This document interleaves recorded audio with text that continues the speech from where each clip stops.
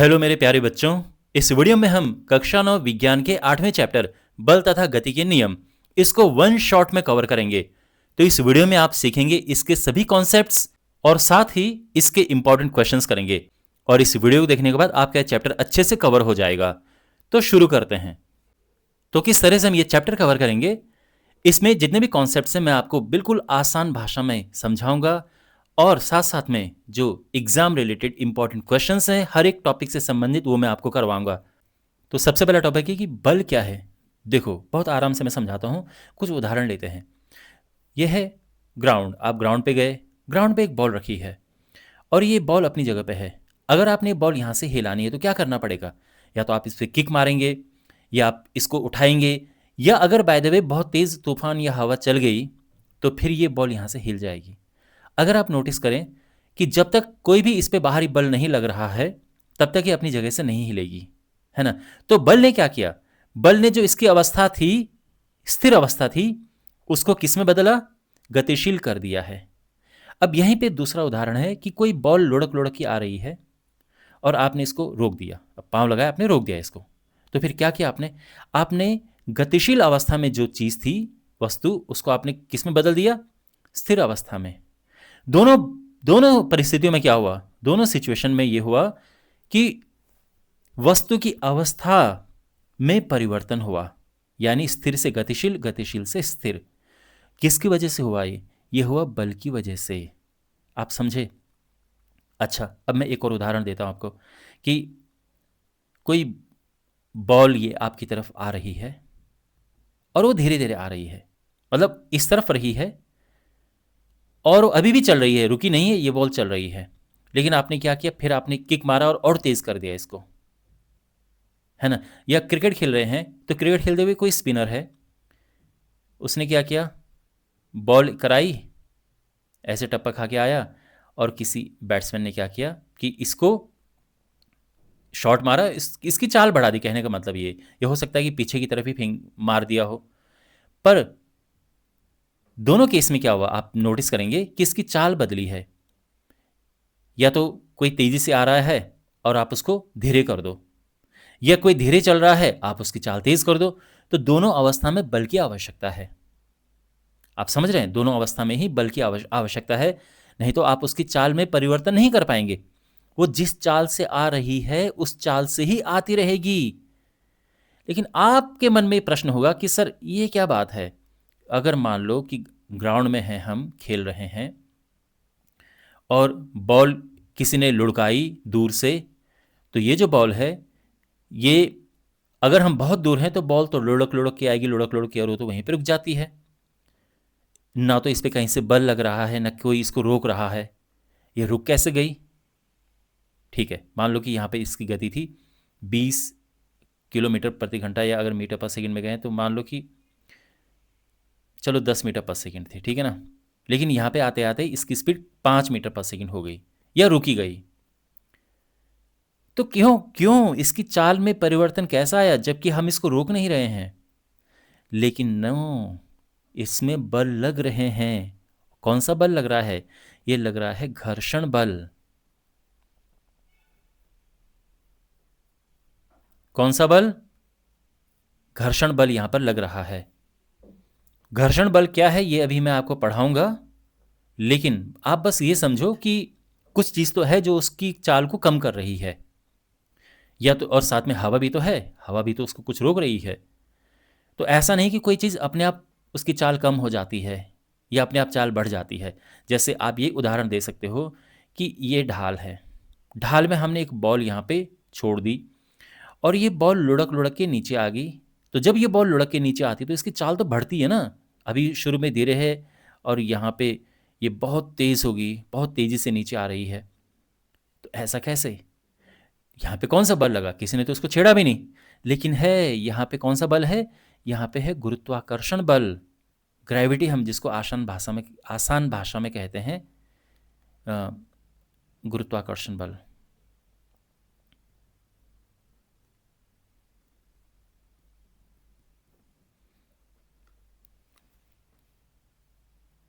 कहने का क्या मतलब है कि जब तक हम बल नहीं लगाएंगे उसकी चाल में भी परिवर्तन नहीं होगा। अवस्था का तो मैंने आपको बता ही दिया था।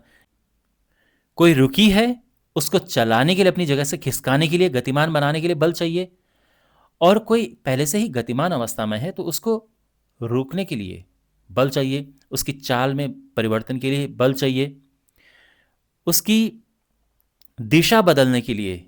आपको अभी आपको ध्यान होगा मैंने क्रिकेट का एग्जांपल दिया था। तो जैसे कोई बॉल आई, ये टप्पा खाया, फिर बॉल यहाँ गई, ओके, या कब मान लो कि फुल टॉस आ गई, बॉल ऐसे आ रही है, और बैट्समैन ने क्या किया कि बैट घुमाया, है ना, और बॉल सीधे चली गई, बैट पे टकरा कर इधर आ गई। तो क्या हुआ, बॉल पहले इधर जा रही थी, अब इधर आ गई, तो बॉल की दिशा में परिवर्तन हुआ ना। कैसे परिवर्तन हुआ, क्योंकि बल लगाया गया यहाँ पे, ठीक। और आकार में परिवर्तन, कोई बॉल है, स्पंज, स्पंज ले लो, स्पंज है, उसको आप दबाते हो तो उसके आकार में परिवर्तन आता है। गुब्बारा है, गुब्बारे को आप दबाते हो, फूला हुआ गुब्बारा, उसके आकार में परिवर्तन आया है ना। तो कैसे आया, क्योंकि आपने बल लगाया इस पे। तो बल की वजह से क्या होता है कि एक तो अवस्था में परिवर्तन होता है, यानी अगर स्थिर है तो गतिमान होती है, गतिशील है तो स्थिर हो जाती है। चाल में परिवर्तन होता है, दिशा में परिवर्तन होता है, और आकार में परिवर्तन होता है, ओके।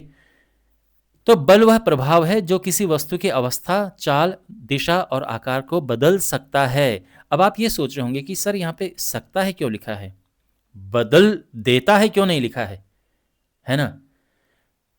ये कैच है, ध्यान से सुनो इस बात को।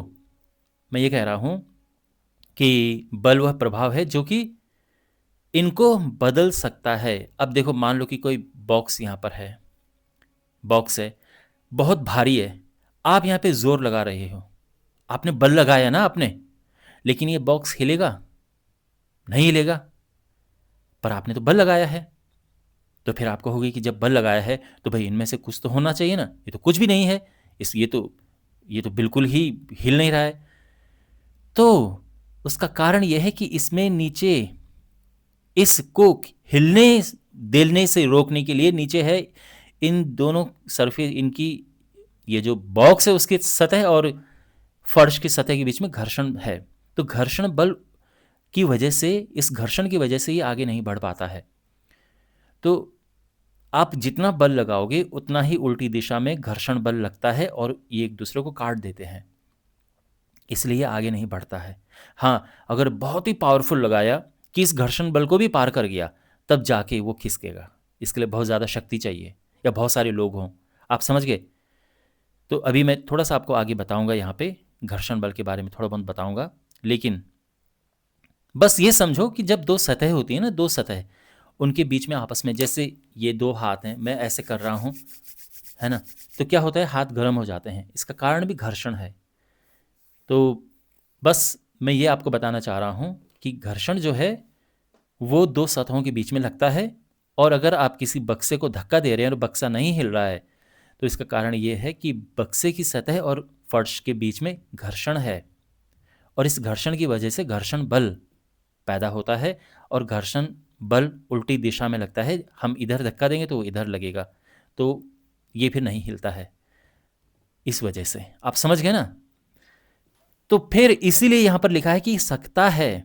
अब आपने तो बल लगाया, तो ये तो हम कहेंगे नहीं कि भाई बल नहीं लगा है, ऐसा तो नहीं है ना, बल तो लगा है, लेकिन बस वो हिला नहीं है, इनमें से कुछ हुआ नहीं है।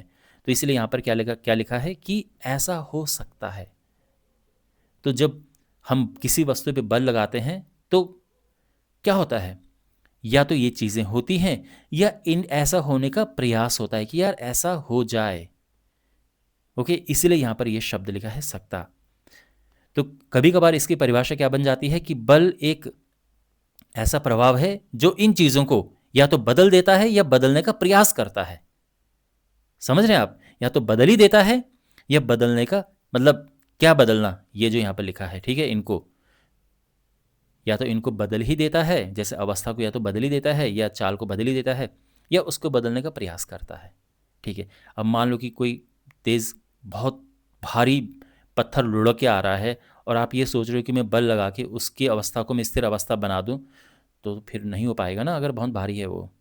लेकिन अगर आप फिर भी उस पर बल लगाने का प्रयास करें, तो आपने तो प्रयास किया, भले उस प्रयास में सफल नहीं हुए, तो बल तो लगेगा अगर आप लगाएंगे तो ये है, इसलिए परिभाषा में इस तरह से आता है। तो अगर आपके पास एग्जाम में क्वेश्चन आए कि बल की परिभाषा बताओ, तो आप बस यहाँ से लेके यहाँ तक लिख दोगे, ठीक है, कि बल वह प्रभाव है जो किसी वस्तु की अवस्था, जो कि या स्थिर हो या गतिमान हो, चाल, दिशा और आकार को बदल सकता है ना। और सिंपल वे में हम कहते हैं कि किसी भी वस्तु को धकेलना या खींचना ही बल कहलाता है। ये साधारण भाषा में कहना कि आप किसी को खींचते हो या धक्का देते हो तो बल है। बात समझ आ गई कि बल क्या है। ओके, अब आगे बढ़ते हैं। तो बल के क्या क्या प्रभाव होते हैं, वैसे मैं आपको पहले से समझा चुका हूं कि बल रुकी हुई वस्तु को चला सकता है, चलती हुई वस्तु को रोक सकता है, बिल्कुल। वस्तु की चाल बढ़ा या घटा सकता है, बिल्कुल कर सकता है ना। चाल को या तो बढ़ा सकते हैं या घटा सकता है। वस्तु की दिशा बदल सकती है, ये भी आपको मैं बता चुका हूं, और आकार भी बदल सकता है, ये भी मैं आपको समझा चुका हूं। तो ये बल के प्रभाव हैं। कोई अगर आपसे प्रश्न पूछे कि बल के प्रभाव बताओ, तो आप ये बता देना, ठीक है। बहुत सिंपल है ये, आप, मुझे उम्मीद है कि आपको समझ आ गया होगा। ओके, अब बहुत ही एक छोटा सा टॉपिक है, ये डिटेल में आपके पास नहीं है, ठीक है, पर छोटा सा टॉपिक है कि बल एक सदिश राशि होती है। क्योंकि एक नंबर में क्वेश्चन आ जाता है एग्जाम में कभी कि बल एक सदिश राशि होती है, यानी वेक्टर क्वांटिटी होती है। वेक्टर क्वांटिटी यानी सदिश राशियाँ ऐसी राशियाँ होती हैं जिनमें परिमाण और दिशा दोनों की आवश्यकता होती है। देखो मैं समझाता हूँ, मुश्किल नहीं है ये। परिमाण का मतलब है जो आप देखते ही हैं, कि जैसे चीनी कितने किलो है भाई, 2 किलो चीनी है ना। यहाँ से मुंबई कितना दूर है भाई, यहाँ से मुंबई 1000 किलोमीटर दूर है। तो ये सब परिमाण होते हैं। तो जो मैंने अभी बताया ये अदिश राशियाँ हैं, चाहे द्रव्यमान हो या दूरी हो। लेकिन अगर मैं बल की बात करूं तो बल में परिमाण, लेकिन साथ साथ में दिशा भी होती है। मतलब बल कितना है ये तो है ही आवश्यक, किस तरफ लग रहा है ये भी आवश्यक है।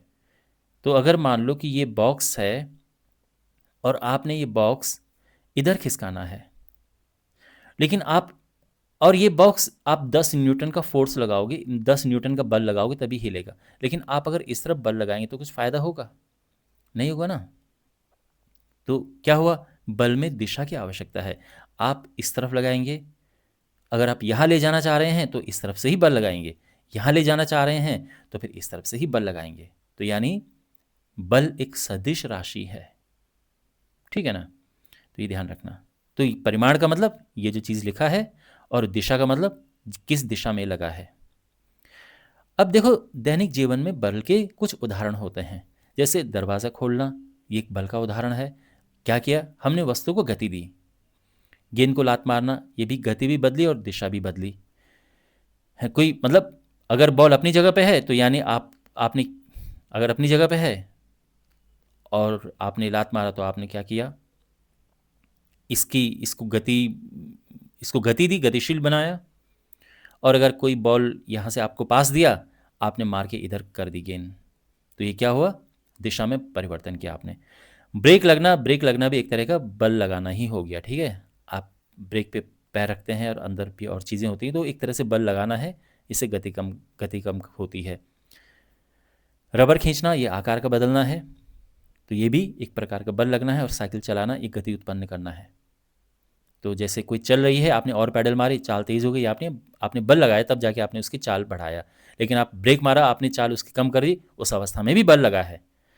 समझ गए आप? अब समझिए संतुलित और असंतुलित बल क्या होते हैं। देखो मैं आपको उदाहरण देता हूं एक। तो मान लीजिए कि एक मेज़ पे या ज़मीन पे कोई बॉक्स रखा है, और इस बॉक्स पे बल लगाए जा रहे हैं। तो यहाँ से एक बल ये लगता है 10 न्यूटन का। तो आपको मैंने बताया था ना कि अगर ये आप 10 न्यूटन का लगा रहे हो, लेकिन ये फिर भी अपनी जगह से नहीं हिला, इसका मतलब ये है कि ये घर्षण बल इसमें लग रहा है 10 न्यूटन का, जितना आप लगा रहे हो। तो ये 10 न्यूटन का ही इस तरफ है।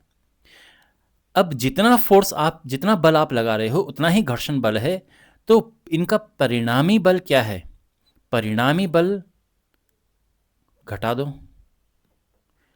ये हुआ 0। अब मान लीजिए कि आप अपने फ्रेंड को लेके आए और आपने मिलकर, फ्रेंड ने लगाया मान लो कि 15 न्यूटन का बल इस तरफ से, अब ये अपनी जगह से हिल गया। इसका मतलब ये हुआ कि आप जो बल लगा रहे हैं वो है 25 न्यूटन का, लेकिन जो इस तरफ बल लग रहा था वो क्या था, वो मान लो कि घर्षण बल 10 ही है, ठीक है ना। तो कितना कितना ज़्यादा है आपका बल, ये है 15 न्यूटन आपका बल ज़्यादा है। इसको कहते हैं परिणामी बल। ओके, और आसान मैं आपको एग्जांपल देता हूँ। ये रस्सी है, टग ऑफ वॉर एक रस्सी है ना, जब रस्सी खींच में लोग भाग लेते हैं। एक इधर खींच रहा है इस रस्सी को 100 न्यूटन के बल से, दूसरा इधर खींच रहा है इसको 80 न्यूटन के बल से। तो ये रस्सी इधर जाएगी ना, बिल्कुल। क्यों? क्योंकि ये बल जो है इस तरफ ज़्यादा है, इस तरफ कम है। तो अब ये संतुलित नहीं है ना। लेकिन अगर मैं बाय द वे कोई रस्सी है और एक यहाँ से बल लगा रहा है 100 न्यूटन का और यहाँ से भी उतना ही बल लग रहा है 100 न्यूटन का, तो ये हिलेगी? नहीं हिलेगी। क्यों? क्योंकि अब ये बल संतुलित है। तो संतुलित बल का बल तब होता है जब परिणामी बल शून्य होता है। यहाँ पे परिणामी बल क्या है, तो उसमें क्या करेंगे, घटा देते हैं अलग अलग दिशाओं वाले। इधर वाला 100 है, इधर वाला 100 है, घटाओ तो परिणामी बल 0 हो गया है। यहाँ पे परिणामी बल क्या है,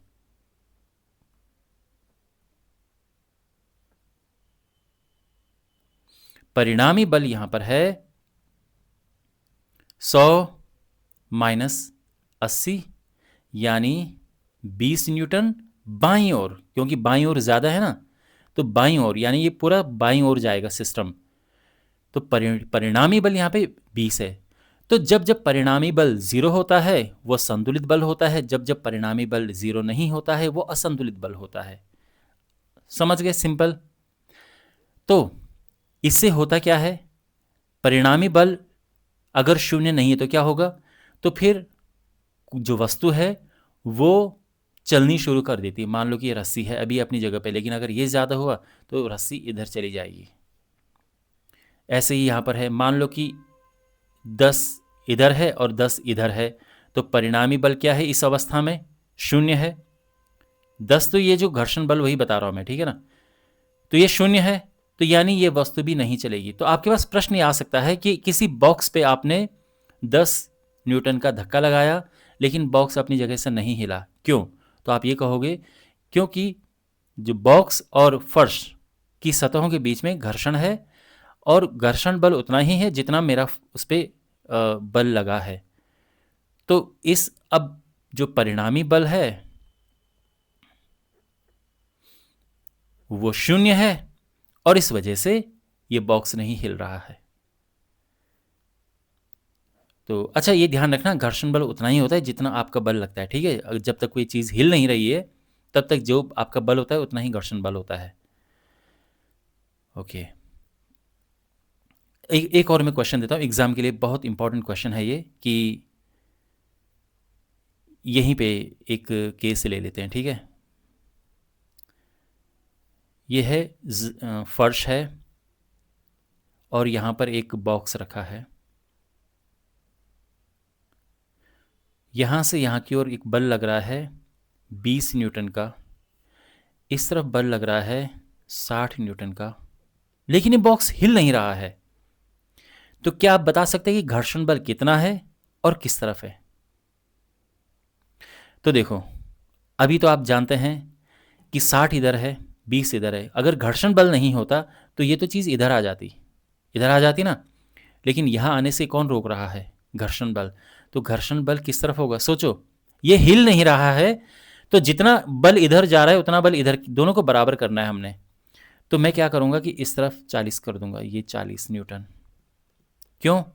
क्योंकि अब 20 और 40 दाईं ओर हैं, 20 प्लस 40 का हुआ 60 हुआ ना। अब 60 न्यूटन दाईं ओर है और 60 न्यूटन ही बाईं ओर है।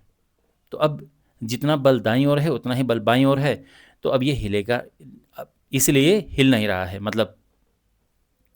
तो कहने का ये मतलब है कि घर्षण बल 40 न्यूटन है। तो आपसे ऐसा पूछा जा सकता है कि घर्षण बल ज्ञात कीजिए, तो आपका आंसर होगा 40 न्यूटन। ओके, और किस तरफ लग रहा है? तो ये हमेशा ध्यान रखना कि घर्षण गति की विपरीत दिशा में लगता है। अगर घर्षण बल नहीं होता तो ये तो इधर चला जाता ना, इधर चला जाता, बाईं ओर चला जाता, लेकिन क्योंकि बॉक्स हिल नहीं रहा है, वो घर्षण बल की वजह से नहीं हिल रहा है, तो घर्षण बल दाईं ओर हो गया। घर्षण घर्षण बल की दिशा होती है गति की विपरीत दिशा में। जिस तरफ, तो घर्षण बल किस तरफ लगता है, जिस तरफ कोई चीज चल रही होती है या चलने का प्रयास कर रही होती है उसकी विपरीत दिशा में। अच्छा, एक और चीज है आकार, ठीक है ना। अगर कोई बाय द वे कोई गुब्बारा है, उसमें आप बल लगाते हो, वो पिचक जाता है, तो आपने एक असंतुलित बल लगाया है। तो आप ये याद रखना कि अगर किसी चीज़ों, अगर बाय द वे जो मैं आपको यहाँ पे बता रहा था ना, इन चीज़ों में अगर ये चीज़ें हो रही हैं तो यानी वो असंतुलित बल है, और अगर नहीं हो रही हैं तो संतुलित बल है। कोई बॉक्स है और वो इस तरफ आ रहा है, और आप इसमें सोच रहे हो कि मैं इसमें बल लगा के इसको रोक देता हूँ।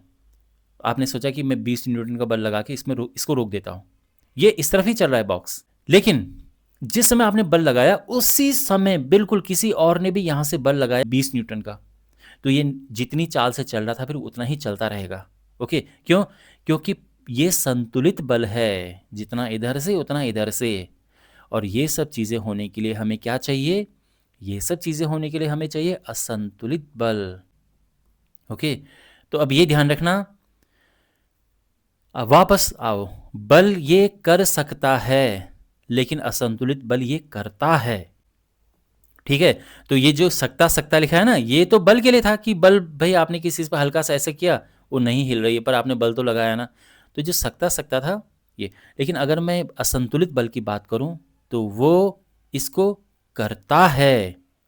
ओके, रुकी वस्तु को चलाता है, चलती हुई वस्तु को रोकता है, चाल को बढ़ाता है या घटाता है, दिशा को बदलता है और आकार को भी बदलता है, तो असंतुलित बल ये करता है। ओके, तो ये सब आई एम श्योर क्लियर हो गया होगा।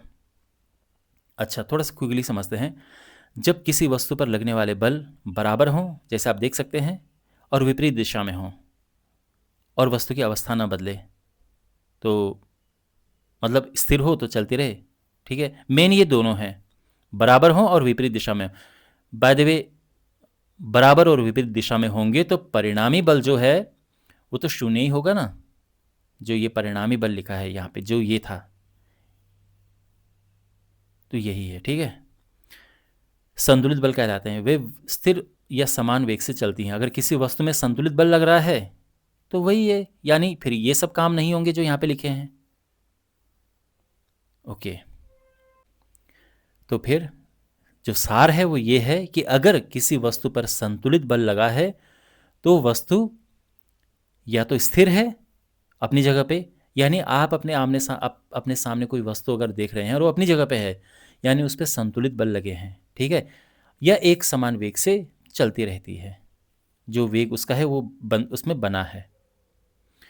उदाहरण, किसी मेज़ पर किताब किसी मेज़ पर रखी हो, तो ये पुस्तक एक तो नीचे की तरफ भार है इसका, जो ये बुक जो है इसका भार मेज़ पे लग रहा है ना, तो वो एक बल है, भार। और मेज़ भी तो फिर उस पुस्तक पे एक लंब प्रतिक्रिया दे रहा है, तो इसको हम क्या कहते हैं? प्रतिक्रिया। ओके, लंब प्रतिक्रिया बल जो है ऊपर की तरफ जो लग रहा है, तो जो जितना भार बुक इस पे लगाती है उतना ही मेज़ बुक पर लगाता है प्रतिक्रिया बल, और ये बराबर होते हैं। दूसरा, ये तो मैंने आपको समझाई दिया, रस्सी को दोनों ओर से बराबर खींचना। ओके, जब किसी वस्तु पर लगने वाले बलों का परिणामी बल, नेट फोर्स, शून्य हो तो उसे संतुलित बल कहते हैं, ठीक है ना। असंतुलित बल मैं पहले से आपको समझा चुका हूं कि उस केस में परिणामी बल शून्य नहीं होता है ना। एक तरफ वाला बल ज्यादा होता है, दूसरी तरफ कम होता है। तो जैसे मान लो कि कोई वस्तु है और इस तरफ मान लो कि घर्षण बिल्कुल नहीं है, बिल्कुल एकदम जिसे चिकनी सतह हम जिसे कहते हैं, तो 10 न्यूटन का बल इस तरफ लग रहा है और इस तरफ लग रहा है 20 न्यूटन का बल, तो ये असंतुलित बल है, और जिस तरफ ज़्यादा बल लग रहा है उस तरफ ये वस्तु जाएगी। इससे क्या होता है? चाल बदल जाती है, दिशा बदल जाती है ना। तो ये तो मैं आपको बता चुका हूँ कि जो मैंने यहाँ पर आपको बताया था कि ये चीज़ें होती हैं असंतुलित बल से। ओके, उदाहरण फुटबॉल को किक मारना, गाड़ी को धक्का मारना, बिल्कुल। तो जो जो काम बल आपने बल लगाया वो चीज़ हुआ, अपनी जगह से हिली, कुछ काम हुआ, तो यानी उसमें असंतुलित बल लगाए फिर। ठीक है, देखो कोई वस्तु है और आपने इस पे बल लगा रहे, आपने 20 न्यूटन का इस पे बल लगाया, ये नहीं हिला, तो जब तक ये नहीं हिलेगा तब तक संतुलित बल लगे हैं। ओके, जब ये हिलना शुरू हो जाएगा तो बल असंतुलित हो जाएगा, ये समझ लो आप। यानी हम ये कह सकते हैं कि जब असंतुलित बल हो जाएगा तब हिलना शुरू हो जाएगा। अब देखो 20 न्यूटन का बल लगा है, ये क्यों नहीं हिल रहा है? क्योंकि इसमें घर्षण बल भी उतना ही है जितना आपका बल है। आप 25 करोगे, ये भी 25 हो जाएगा। लेकिन ऐसा नहीं कि घर्षण बल बिल्कुल जितना आप हर समय आप लगाओगे उतना ही रहेगा, ऐसा नहीं है, कभी ना कभी तो हिलती है ना चीज़ें। तो मान लो कि आपने 30 न्यूटन का बल लगाया और ये अभी भी नहीं हिला, यानी घर्षण बल अब इसमें 30 न्यूटन का हो गया। लेकिन आपने 30 न्यूटन से इतना सा बड़ा किया और ये हिल गया, तो समझ लेना कि घर्षण बल अब 30 न्यूटन है। ओके, तो मान लो कि आपने, अब ये फिक्स है कि घर्षण बल 30 न्यूटन है, तो अब इसमें मान लो कि आपने 35 न्यूटन का बल लगाया, पर घर्षण बल तो 30 हो गया अब, है ना। घर्षण बल अधिकतम कुछ होता है, उससे ज़्यादा नहीं होता फिर, ठीक है। तो अब ये हिलेगा, आप जानते हैं। अब क्यों हिल रहा है? क्योंकि अब ये असंतुलित बल हो गए हैं। तो याद रखना, अगर कोई वस्तु हिल रही है, आपने बल लगाया, हिल रही है, यानी असंतुलित बल है, ठीक है। तो इसका ध्यान रखना, असंतुलित बल। घर्षण बल वैसे मैं आपको बता ही चुका हूं कि घर्षण वह बल होता है जो दो सतहों के संपर्क में आने पर गति का विरोध करता है, ठीक है। तो गति का विरोध करता है, आपने देखा होगा किसी चीज़ को आप खिसकाओ, खिसकने में मुश्किल होती है, क्यों? क्योंकि उसमें घर्षण है, और घर्षण बल हमेशा विपरीत दिशा में होता है गति के। ओके, ऑलराइट, अब हम करते हैं न्यूटन के गति के नियम। देखो न्यूटन की गति के 3 नियम हैं। पहला है जड़त्व का नियम। सिंपल भाषा में बताता हूँ मैं। जड़त्व का नियम ऐसा है कि कोई वस्तु है, अगर ये अपनी जगह पे रुकी है ना, तो ये अपनी जगह पे ही रुकी रहेगी जब तक कि इसको हम बाहर से कोई बल लगा के इसको हिलाए ना। ये जड़त्व का नियम है। और या फिर अगर चल रही है तो चलती ही रहेगी जब तक कि हम बल लगा के इसको रोके ना। तो इसको जड़त्व का नियम भी कहते हैं। कोई वस्तु तब तक स्थिर रहती है या एक समान वेग से चलती रहती है जब तक उस पर कोई बाहरी असंतुलित बल न लगाया जाए। तो कोई वस्तु है, अब कोई फुटबॉल है, आप उसको किक मारते हो, वो चले जाती, अपनी जगह से हिल जाती है ना। लेकिन जब तक आप उसको किक नहीं मारोगे तब तक वो अपनी जगह पे हिली रहेगी, जमी रहेगी। तो जड़त्व का मतलब एक तरफ से अपनी जगह पे जमना होता है कि मैं तो नहीं हिलूंगा, ये वाला जो, या फिर अगर कोई चल रहा है तो चलता रहेगा कि मैं तो नहीं रुकूंगा। तो ये है, ये जड़त्व है, ये जो गुण है, ये जो हठ धर्मी है, यही है जड़त्व। और जड़त्व क्या है? वस्तु का अपनी अवस्था में परिवर्तन के विरोध का करने का गुण, परिवर्तन का विरोध करने का गुण, मतलब कि परिवर्तन का विरोध करने का गुण। यानी मैं अगर अपनी जगह पे हूं तो मैं नहीं हिलना चाहता, वो जड़त्व हो गया। या अगर मैं चल रहा हूं तो मैं नहीं रुकना चाहता, ये भी जड़त्व हो गया। आप समझ रहे हैं? तो जड़त्व 3 प्रकार के होते हैं, जो मैंने बताया था कि अगर अपनी जगह पे है तो अपनी ही जगह पे रहेगी जब तक कि उसको हम हिलाए ना। तो ये मतलब अपनी जगह में स्थिर रहने का जो उसका जो हट है, वो एक जड़त्व है। दूसरा है गति का जड़त्व, कि भाई मैं तो चलता ही रहूँगा, है। और तीसरा है दिशा का, कि मैं इसी दिशा में चलता रहूँगा। तो ये 3 प्रकार के जड़त्व होते हैं। ओके, अब मैं आपको उदाहरण देता हूँ। आप सबसे पहले देखो स्थिरता का जड़त्व, इसका उदाहरण देखो। बस अचानक चलने पर पीछे झटका लगता है ना, जैसे बस अचानक चलती है तो आप एकदम पीछे हो जाते हो। या बाइक पे आप बैठे तो जैसे ही बाइक आगे चलती है तो आप एकदम पीछे हो जाते हो। क्यों? क्योंकि आपकी बॉडी बिल्कुल, जैसे कहते हैं, क्योंकि अपनी जगह पे है तो चाहती है कि अपनी जगह पे रहे।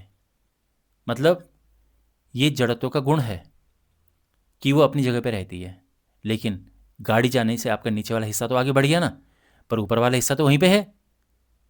तो वो इसलिए ये अब ऐसा नहीं कि ये चीज़ पीछे चली जाती है, यह है ये अपनी जगह पे, नीचे वाला हिस्सा आगे चला गया है तो हमको लगता है कि ये पीछे चला गया है, जबकि ऊपर वाला हिस्सा होता अपनी ही जगह पे है।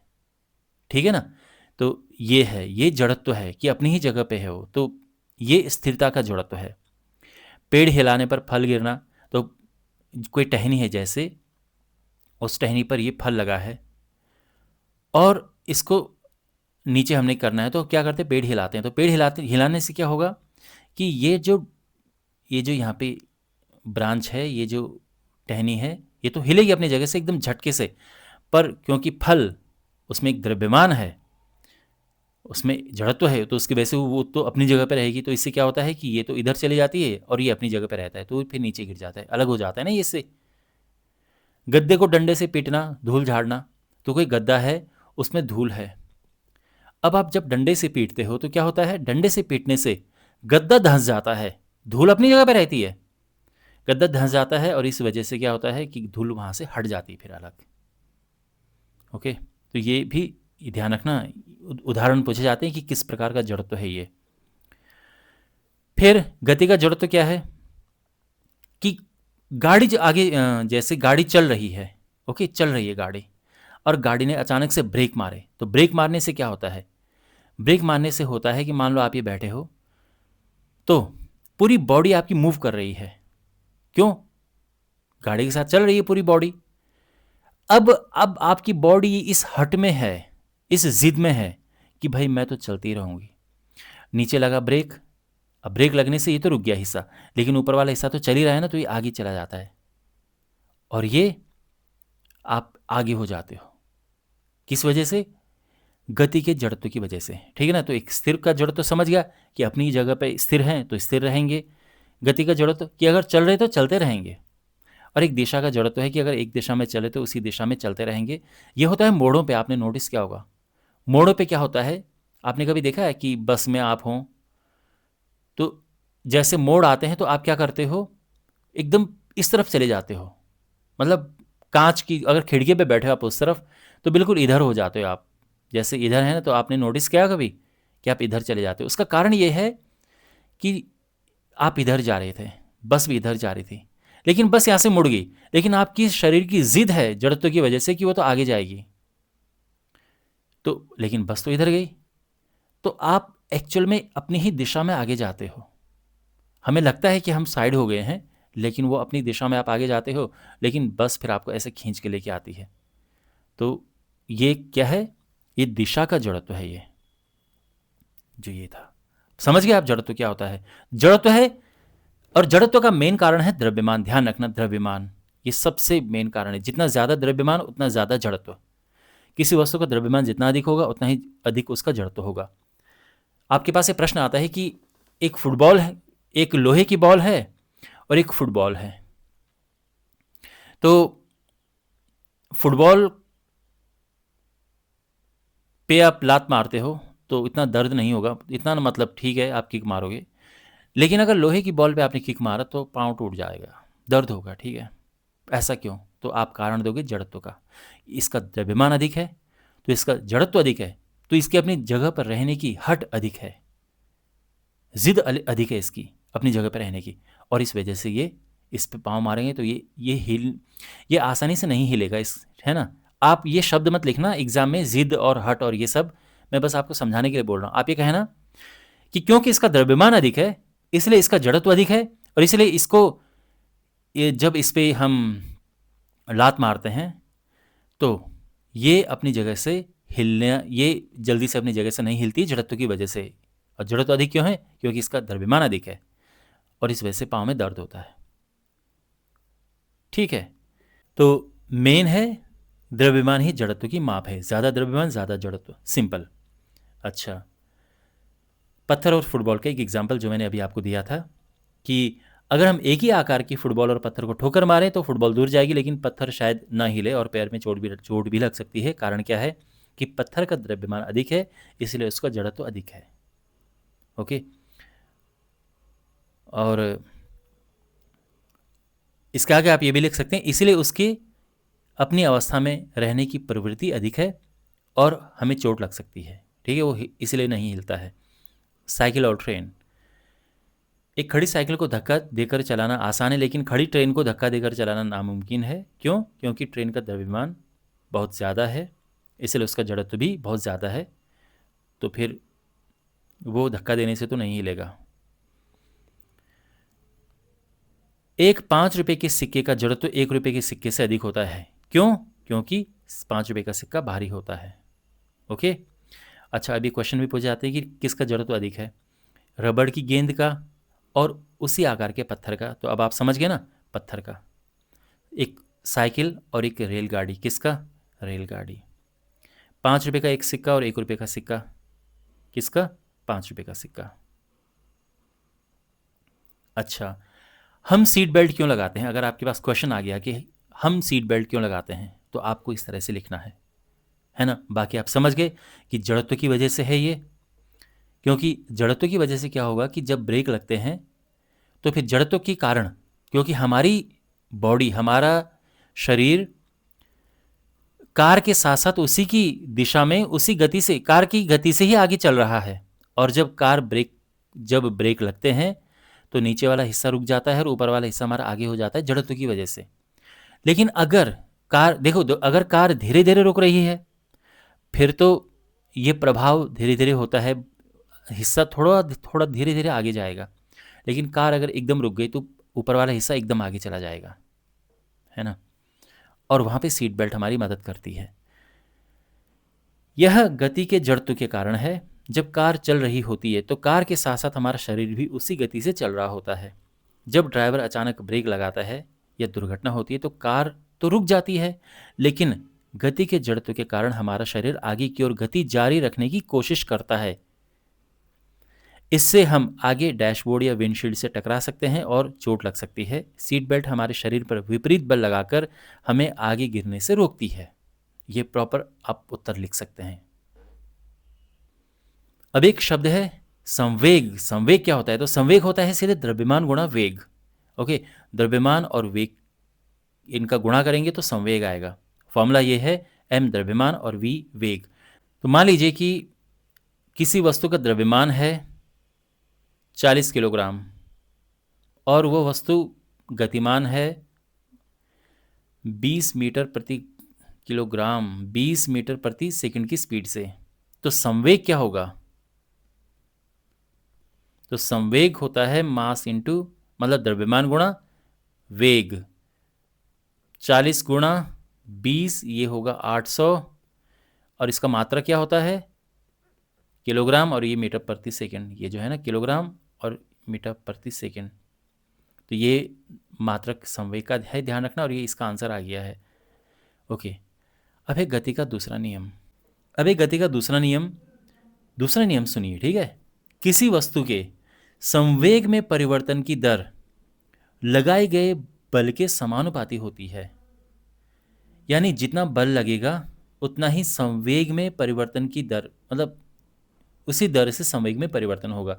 ये चीज़ आप याद रखना, ठीक है। ये आप रट लो, क्योंकि आगे इसी को लेके हम फिर सिद्ध करेंगे। इसका गणितीय रूप ये है, मतलब अगर कोई आपसे पूछे कि न्यूटन का सेकंड नियम क्या है, उसका फॉर्मूला बताओ, आप ये बताओगे F = m × a। F बल, फोर्स, m मास, द्रव्यमान, a एक्सेलरेशन, त्वरण। तो अगर द्रव्यमान दिया हो, त्वरण दिया हो, उनको गुणा करके बल आ जाता है, ठीक है। ध्यान रखना, बल का मात्रक न्यूटन होता है, और जब आप कैलकुलेशन करो तो द्रव्यमान किलोग्राम में होना चाहिए और त्वरण किस में होता है? मीटर प्रति सेकंड वर्ग में होता है, ठीक है। और ये बल तो अपना न्यूटन तो है ही। तो F = ma क्या है? ये न्यूटन का सेकंड नियम है, दूसरा नियम है न्यूटन का, उसका गणितीय रूप है ये, है ना। वैसे स्टेटमेंट ये है, इस तरह से आप कहेंगे, लेकिन F = ma उसका फॉर्मूला बनता है। अब ये फॉर्मूला हम सिद्ध करेंगे गति के द्वितीय नियम की व्युत्पत्ति, मतलब सिद्ध करना। जो दूसरा नियम है, क्या सिद्ध करना? F = ma, ये हमने सिद्ध करना है। ये पूछा जाता है 3 नंबर में, बहुत इंपॉर्टेंट है ये। ओके, तो करते हैं, लेकिन ध्यान रखना हमने क्या यूज़ करना है इसमें, हमने ये बात जो लिखी है न्यूटन का ही नियम यूज़ करना है ये सिद्ध करने के लिए।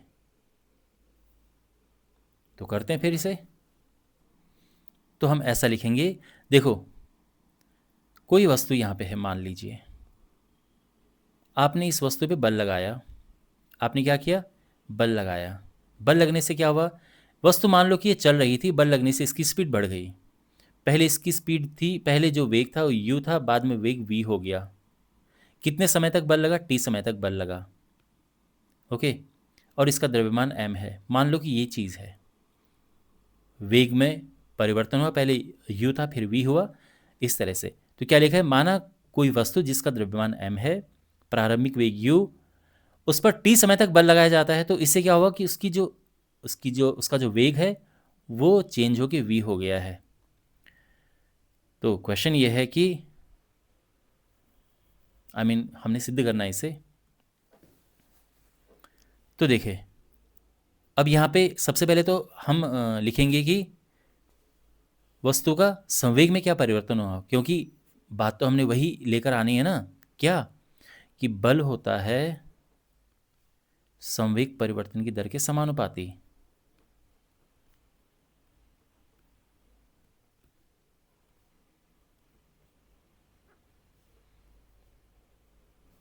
क्या होता है, बल संवेग परिवर्तन की दर के समानुपाती होता है। ये चिन्ह समानुपाती का है, इसकी हेल्प से हमने ये सिद्ध करना है। तो संवेग परिवर्तन का मतलब क्या हुआ कि पहले संवेग क्या था, प्रारंभिक संवेग क्या था, एम यू, है ना। प्रारंभिक संवेग में प्रारंभिक वेग लेंगे, अंतिम संवेग में लेंगे हम अंतिम वेग, ठीक है। अच्छा, अब संवेग में कितना परिवर्तन हुआ। अच्छा, बाय द वे प्रारंभिक संवेग का जो चिन्ह होता है, आपको पता है ना संवेग का क्या चिन्ह है, P1 और अंतिम का P2। तो संवेग में क्या परिवर्तन हुआ, बाद का संवेग माइनस पहले का संवेग, बाद का संवेग mv, पहले का संवेग mu, है ना, ये हो गया।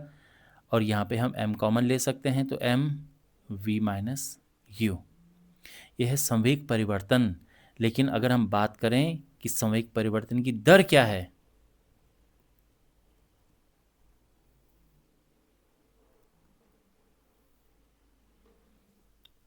संवेग परिवर्तन की दर, तो क्या होगा, दर का मतलब टाइम से भाग दे दो उसको, टी से भाग दे दो, ठीक है ना। तो ये हो गया। अच्छा, यहाँ पर भी एक और चीज़ आपको देखने को मिलेगी, क्या, यहाँ पर ये है v minus u upon T, है ना ये, और v minus u upon T होता है फेमस फॉर्मूला है त्वरण का। तो एम ए हो गया है, ध्यान रखना हमारे पास होता है ये a is equal to v minus u upon t. चाहो तो आप यहाँ पे लिख दो इसे कि चूंकि a is equal to v minus u upon t, okay, वेग परिवर्तन की दर को त्वरण कहते हैं। ये हमारे पास पिछले चैप्टर में ही था ये फॉर्मूला, तो हमने इसकी जगह पे a लिख दिया, a त्वरण है। यहाँ तक समझ आ गया। अब इस पे आते हैं, बल, चूंकि बल समानुपाती होता है वेग परिवर्तन की दर के, यानी हम कह सकते हैं वेग परिवर्तन की दर ये है ना, ये ma। अब यहाँ पे हम लिखेंगे, देखो इसको जब हम हटाएंगे तो यहाँ पे k लग जाएगा, एक यहाँ पे अचर है, k एक अचर है यहाँ पे। और प्रयोगों से k बराबर 1, बस ये लिख दो, क्योंकि k को यहाँ से हटाना है ना, तो ये लिखते हैं हम प्रयोगों से k बराबर 1, तो f आ जाएगा ma। और ये सिद्ध हो चुका है। बहुत सिंपल है और बहुत इंपॉर्टेंट है ये। तो मुझे उम्मीद है कि आपको समझ आ गई होगी डेरिवेशन। तो यहाँ पे कुछ इंपॉर्टेंट क्वेश्चंस करते हैं। देखो सबसे पहले है कि एक न्यूटन बल किसे कहते हैं। बेसिकली ये परिभाषा है, एक न्यूटन की परिभाषा है ये, ठीक है। एक नंबर में क्वेश्चन पूछा जाता है, इंपॉर्टेंट है। तो क्या है, देखो 1 किलोग्राम द्रव्यमान की वस्तु में 1 मीटर प्रति सेकंड स्क्वायर का जड़त्व का त्वरण उत्पन्न करने के लिए जितने बल की आवश्यकता होती है उसे 1 न्यूटन कहते हैं। देखो सिंपल मैं आपको तरीका बताता हूँ, F is equal to m a, तो आपको याद होगा फॉर्मूला, है ना याद। तो यहाँ पे क्या है, इसको 1 कर दो, इसको 1 कर दो, तो ये 1 हो जाएगा। देखो ये बल है ना, तो ये न्यूटन में नापते हैं, ये न्यूटन में नापते हैं, ये किलोग्राम में नापते हैं, ये मीटर प्रति सेकंड में स्क्वायर में नापते हैं, जो यहाँ पे लिखे हैं। अगर ये 1 होगा, ये भी 1 होगा, तो ये हुआ ना 1, तो वही है कि 1 किलोग्राम द्रव्यमान की वस्तु में 1 मीटर प्रति सेकंड स्क्वायर का त्वरण उत्पन्न करने के लिए जितने बल की आवश्यकता होती है उसे 1 न्यूटन कहते हैं। अब ये क्वेश्चन है, क्रिकेट खिलाड़ी गेंद लपकते समय अपने हाथ पीछे की ओर खींचते हैं, क्यों खींचते हैं, ठीक है ना। तो आपको पता होगा कि जैसे ये बॉल है, तो कैच करते हुए जैसे हमने कैच पकड़ा, तो जैसे टच होता है एकदम से अपने हाथ हम पीछे लेके आ जाते हैं और यहाँ पे बॉल रुकती है। तो यहाँ से लेकर यहाँ तक बॉल के रुकने में बॉल को समय मिल जाता है, उसकी गति को कम होने में। यानी यहाँ पे जो गेंद का संवेग था बहुत ज़्यादा था, यहाँ पे गेंद का जो संवेग है रुक गया, तो ज़ीरो हो गया। तो अब देखो क्या हुआ, अगर बाय द वे टाइम कम होता तो संवेग परिवर्तन की दर बहुत ज़्यादा होती, है ना, क्योंकि जल्दी संवेग में परिवर्तन होता। लेकिन क्योंकि समय ज़्यादा है तो संवेग परिवर्तन की दर कम हो गई है। और ये तो आपको पता ही ना, मैंने क्या बताया था कि बल संवेग परिवर्तन की दर के समानुपाती होता है, यही तो हम इसमें पढ़ते आ रहे हैं। तो चूंकि बल संवेग परिवर्तन की दर के समानुपाती होता है, इसलिए हाथों पर लगने वाला बल कम हो जाता है और खिलाड़ी को चोट नहीं लगती है। ये बात क्लियर हो गई। तो ये ध्यान रखना, ठीक है, इंपॉर्टेंट क्वेश्चन था ये। अब कुछ उदाहरण करते हैं, न्यूमेरिकल्स हैं, बहुत इंपॉर्टेंट है एग्जाम के लिए। 5 किलोग्राम द्रव्यमान की एक वस्तु पर 2 सेकंड के लिए बल लगाने पर उसका वेग 3 किलोमीटर प्रति सेकंड से बढ़कर इतना हो जाता है, तो बल की गणना करें। देखो दिया क्या है, द्रव्यमान दिया है 5 किलोग्राम, टाइम दिया है 2 सेकंड, बल उसका वेग इतना, प्रारंभिक वेग दिया है 3 मीटर पर सेकंड, अंतिम वेग दिया है 7 मीटर पर सेकंड। तो बल हमने बताना है, समझ गए आप। देखो आप जानते हैं कि F is equal to m a होता है, ये ध्यान रखना, है ना, ये तो आप जानते ही हैं। और A क्या होता है, A होता है V minus u upon T. और हमारे पास V है, U है, T है, तो यहाँ से तो मिल जाएगा A और फिर यहाँ और यहाँ से मिल जाएगा F, ठीक। तो पहले A निकालते हैं। तो A होता है V minus u upon T. V है 7, U है 3, T है 2, ये हो जाएगा 4/2 यानी 2 मीटर पर सेकंड स्क्वायर। ए आ गया। अब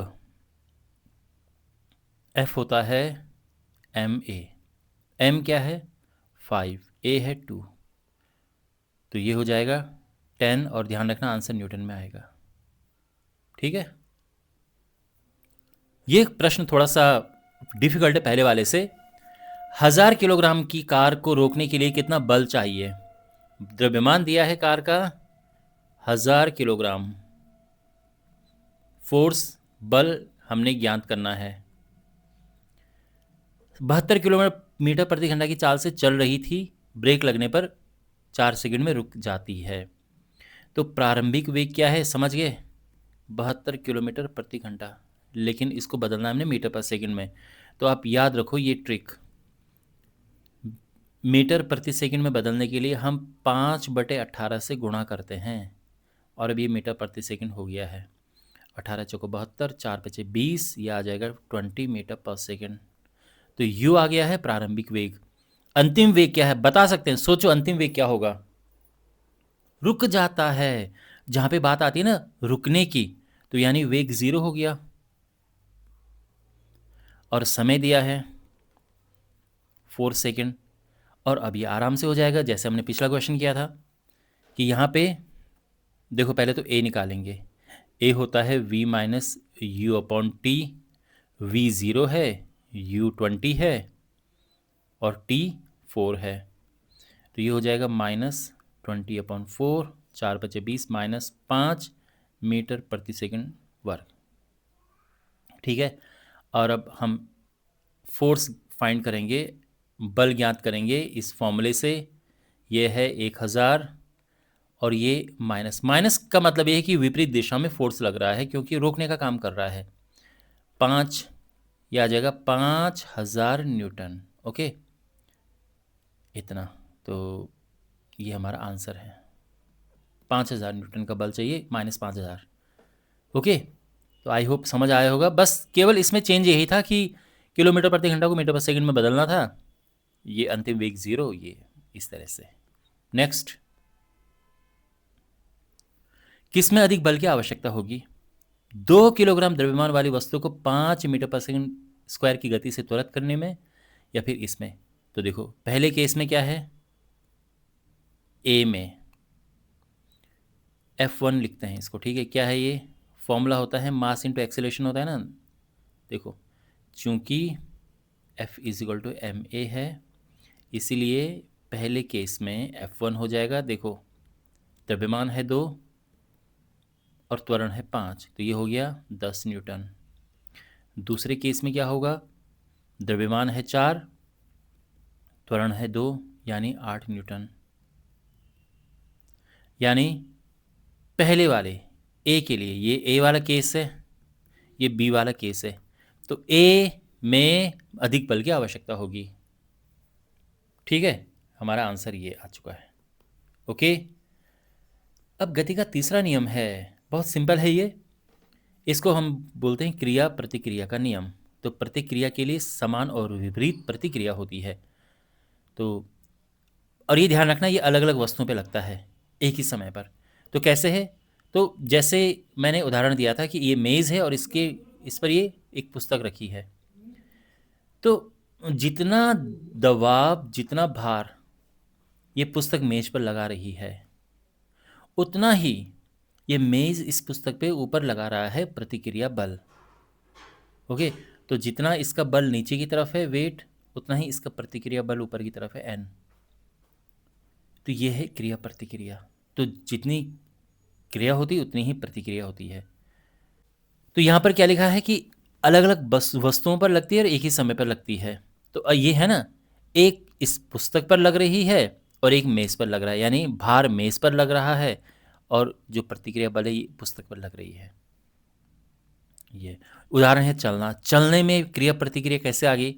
जब हम चलते हैं तो कैसे ये ज़मीन है, तो जब हम चलते हैं तो हम अपने पाँव से ज़मीन को धक्का देते हैं, ऐसे धक्का देते हुए चलते हैं, फिर हम ऐसे आगे बढ़ते हैं। ओके, तो हम ज़मीन पर को ज़ोर देते हैं, ज़मीन हमें ज़ोर देती है एक तरह से, फिर हम आगे बढ़ते हैं।